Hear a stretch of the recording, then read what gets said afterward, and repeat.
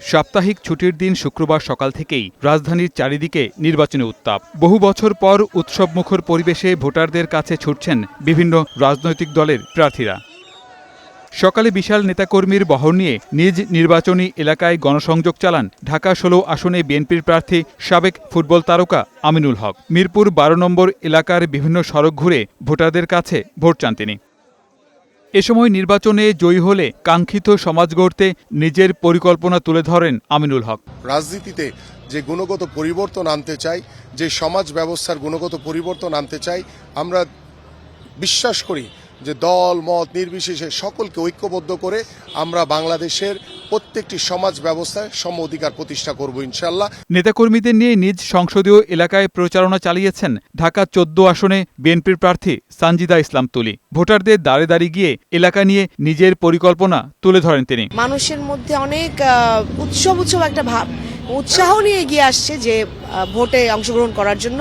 এদিকে রাজধানীর শাহজাদপুরে গণমিছিলে অংশ নেন এনসিপির আহ্বায়ক ও ঢাকা ১১ আসনের ১০ দলীয় জোটের প্রার্থী নাহিদ ইসলাম।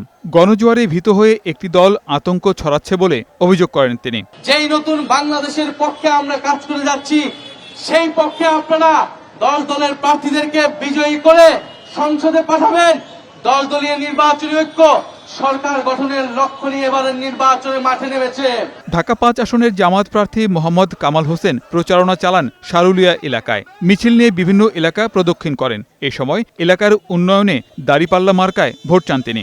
আগামী ১২ তারিখের যেই ভোটের লড়াই, সেই লড়াই হচ্ছে জাস্টিস প্রতিষ্ঠার লড়াই। আর একই আসনের বিএনপি প্রার্থী নবিউল্লাহ নবীও শারুলিয়া এলাকায় গণসংযোগ করেন। স্থানীয় ব্যবসায়ীদের সাথে দেখা করে ধানের শীষের পক্ষে ভোট চান তিনি। গ্যাস পানি এই যে সংকট, এই সংকটও তারা নিরসন করে নাই। তাহলে আমাদের এই সমস্যা এগুলো আমরা নির্বাচিত হলে বাস্তবায়ন করবো ইনশাআল্লাহ। জুমার নামাজের পর রাজধানীর বিভিন্ন এলাকায় গণসংযোগ করেন বিভিন্ন রাজনৈতিক দলের প্রার্থীরা। গোলাম মোর্শেদ, বৈশাখী সংবাদ, ঢাকা।